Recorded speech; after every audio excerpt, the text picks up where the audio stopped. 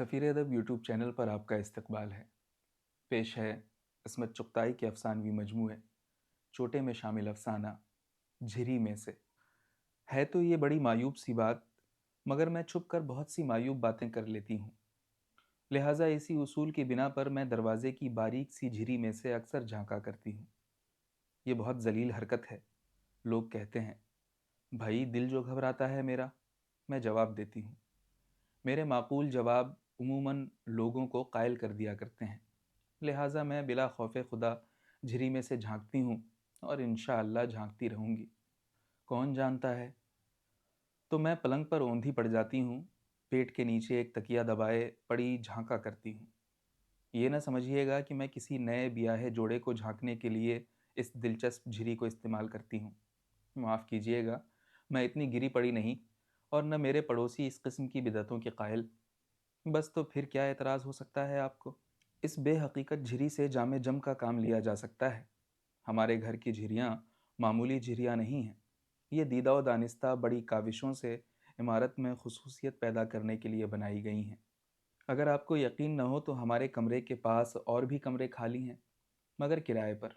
आप उनमें से एक कमरा ले लें, मेरा मतलब है किराए पर, और मज़े से झिरियों में से झांकें। इमारत बहुत अच्छी है। सिर्फ़ एक बात है कि ख्वाह किसी वक्त आप किसी कमरे के किसी कोने में हों, सूरज की किरणें नए नए ज़ावियों से आपके जिस्म को उबालने की कोशिश करती रहेंगी। नेज़ जब आप सुबह उठेंगे तो हल्का हल्का सर में दर्द, मुंह का मज़ा ख़राब और बुखार के बाद की सी थकन महसूस होगी। नाश्ते पर आपको दबी दबी उबकाइयाँ आएंगी और पड़ोसी अजीब व गरीब अशिया बघारेंगे, जिनमें से पुराने जूतों के उबलने की सी गहक आएगी। आप दरवाज़े मुकफ़्फ़ल कर लेंगे, मगर दरारें दरारें तो कायम रहेंगी। हाँ, तो मैं इन्हीं दरारों में से एक दरार से झांका करती हूँ। अल्लाह! क्या क्या तेरी कुदरत के करिश्मे हैं। सामने ही एक कुर्सी का पिछला हिस्सा नज़र आता है, जिस पर एक चौड़ी सी तंबू की शक्ल की पतलून हवाखोरी किया करती है। कभी कभी सफ़ेद और कभी भूरी या सुरमई। गोया ये पतलून कुर्सी ही के इस्तेमाल के लिए ही बनी है। उसकी पुश्त के निचले हिस्से पर दो समोसों की शक्ल के मुसल्लस चिपके होते हैं, जिसकी वजह से पतलून की शक्ल पर कर्ब की सी हालत तारी रहती है। इस कुर्सी से ज़रा हटकर एक पलंग का पाया नज़र आता है।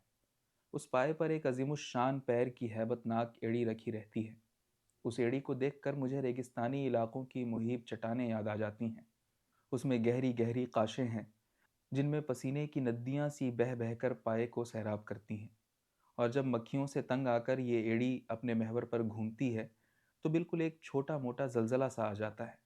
पलंग चिंगाड़ता और पाया झूम जाता है। कमबख्त दराज इतनी छोटी है कि और कुछ नज़र नहीं आता। इतनी देर भला कौन औंधा लेट सकता है। पेट की नसें अकड़ कर बांयटें पड़ने लगती हैं, और मैं करवट से लेट कर कोहनी के नीचे तकिया सरका लेती हूँ। गर्दन को थोड़ा मरोड़ती हूँ और थोड़ी में हाथ की टेकन लगा लेती हूँ। कमरे की दुनिया अंगड़ाई लेती है, और दो धारीदार मिस्कीन सी टांगें दिखाई देती हैं। इन टांगों को देखकर आपके सारे मादराना जज्बात खौल उठते हैं।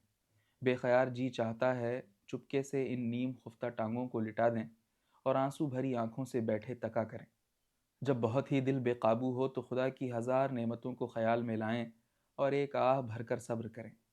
इन पैरों के सिरों में दो सफ़ेद और शायराना पैर मुड़े हुए हैं, जो चमेली की बड़ी बड़ी नीम शगुफ्ता कलियों से मुशाबह हैं, और जिन पर कमल जैसी बारीक सुर्ख नसों का जाल बिछा हुआ है। इन टांगों के घुटनों पर एक मजबूर सा हाथ टहला करता है, दबे पांव, डरपोक आशिक की तरह, कांपता, लरसता, झिझकता। कभी उंगलियां हथेली से चिमट जाती हैं और कभी घुटने की चिपनी को भींचती हैं। एक पुरस्रार कब्रिस्तानी सिसकी हवा में लरसती है। Hello, hello miss Ramula. फ़िज़ा यकबस्ता हो जाती है। दबी दबी आहें और मजरूह कराहटें नून गुन्ने में लिपटी हुई कमरे की बालाई फ़िज़ा में भटकती हुई रूहों की तरह तैरने लगती हैं। गला रुंध जाता है। हिचकी रोक कर जिस्म को दूसरे ज़ाविये में खींचती हूँ। अब मेरा ज़ेरी हिस्सा जिस्म जल मछली की तरह खमदार हो जाता है, और बालाई हिस्सा पेड़ के गुद्दे की तरह अकड़ जाता है।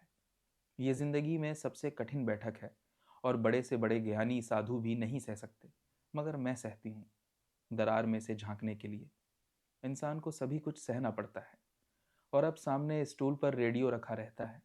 اس ریڈیو کو شاید آپ کی ساری ذہنی بیماریوں کا علم ہے، کیونکہ عام طور پر تو بازار کے بھاؤ سنا سنا کر آپ کو دہلاتا ہے، پھر گھسے ہوئے ریکارڈ ماتم شروع کر دیتے ہیں۔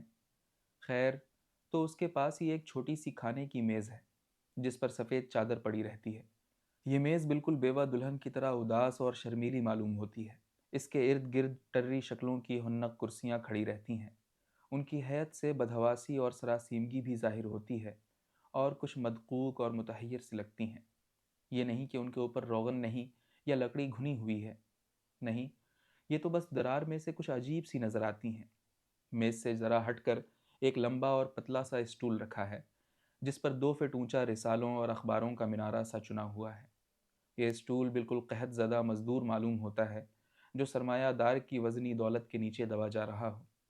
اگر آپ تھوڑی دیر اس اسٹول کو ٹکٹکی باندھ کر دیکھیں تو ایسا معلوم ہوگا کہ اب یہ اپنی جگہ سے ہل کر بھاگا اور اب بھاگا۔ بائیں طرف الماریوں کی قطاریں ہیں جن میں عطار کی دکان میں سجی ہوئی بوتلوں کی طرح منو کتابیں رکھی ہیں، کڑوی کڑوی دواؤں کی شکل کی لمبوتری کتابیں۔ اگر آپ ذرا بھی نفیس مزاج ہیں تو آپ کو بڑے زور کی پھریری آئے گی۔ ایک الماری کے بالائی تختے پر ایک گھڑی رکھی ہے، چوڑی سی موٹی عورت کے چہرے کی مانند کڑک مرغی کی طرح کٹاک کٹاک کرتی رہتی ہے۔ یہ گھڑی اس مکان میں بالکل مالکہ مکان کی حیثیت رکھتی ہے۔ جو ہی 10 بجتے ہیں گائے سینگ بدلتی ہے، نظام فلکی میں تبدیلی ہوتی ہے، کرسی کا پتلون ایک سپاٹے سے غائب ہو جاتا ہے، پائے پر رکھی ہوئی پسینہ دار بھوری ایڑی بھد سے زمین پر آ رہتی ہے، کپڑوں کی جھٹک پٹک سنائی دیتی ہے گویا فرشتے پھڑپھڑا رہے ہوں، پھر زمین پر جوتیاں رینگنی شروع ہوتی ہیں۔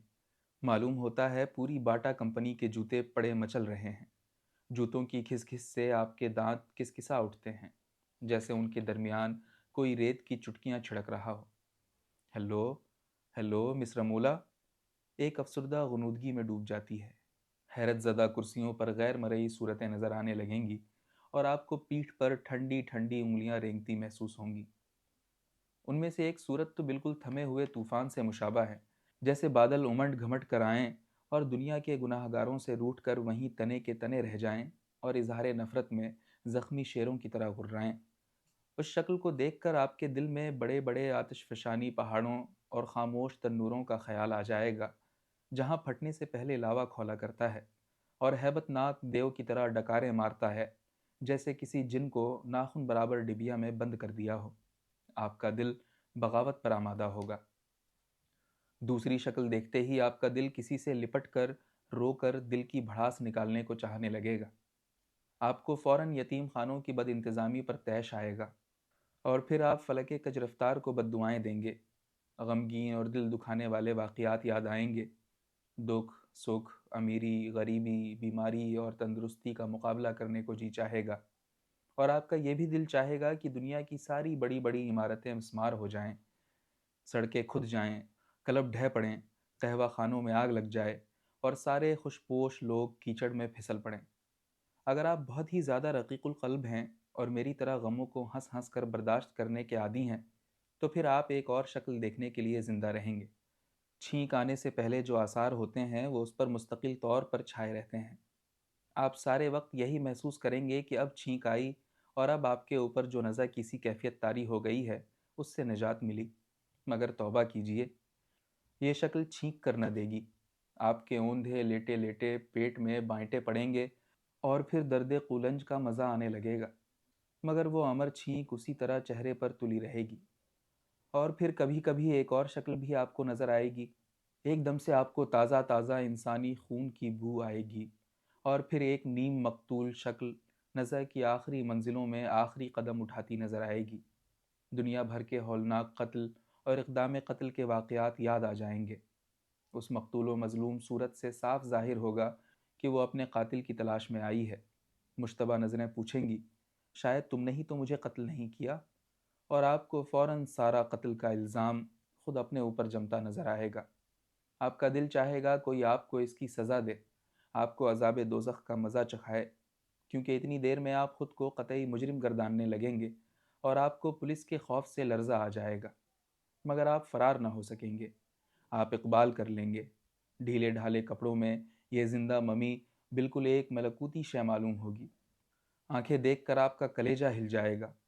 मालूम होगा ये रोने के तमाम पुराने रिकॉर्ड तोड़ चुकी हैं, और फिर ये शक्ल भी उन्हीं हौनक कुर्सियों पर बैठ जाएगी, मगर ऐसे कि अगर आप छूना चाहें तो आपका हाथ खला में लटका रह जाएगा। ओह माबूद! हाँ, एक बात होगी, वो ये कि वो पाए वाली हैबतनाक एड़ी आप उस सूरत के सर नहीं थोप सकते। अब आपके दिल की धड़कन गैर मुतमईन हो जाएगी। बिला वजह आपको बेबात का पछतावा सा शुरू होगा। फिर मालूम होगा कमरे में रूहों की कॉन्फ्रेंस हो रही है, और वो सब की सब मिलकर जिंदा लोगों के खिलाफ साजिशें कर रही हैं। गमज़दा गीत और गज़लें याद आने लगेंगी। हल्का हल्का अलमनाक नगमा फिज़ा में लहराएगा, जैसे कब्रिस्तान में मुर्दों के कफन सरसरा रहे हों। बेरंगो बू खून के छींटे हवा में घुल मिल जाएंगे। आपको अपने सारे मुर्दा रिश्तेदार अपने इर्द गिर्द कराहते लरसते महसूस होंगे, और बेसाख्ता मुक़द्दस अल्फाज लबों पर मंडलाने लगेंगे। और फिर आप सुनेंगे, मेरे लिए जहान में चैन है ना करार। ओह! दिल में एक हूक उठेगी, आंखों में आंसू भर आएंगे, नीचे का होंठ लर्जेगा, चेहरे की बाकी मांदा नसें मुख्तलिफ समतों में खिंचने लगेंगी, गले में कौनीन की सी गोलियां अटकेंगी, दबी हुई सिसकियां उभरती महसूस होंगी, जिन्हें दबाने के लिए आपको मजबूरन झिरी के पास से हटना होगा। वही नन्ही सी बेहकीकत झिरी जिसमें से अक्सर झांका करती हूँ।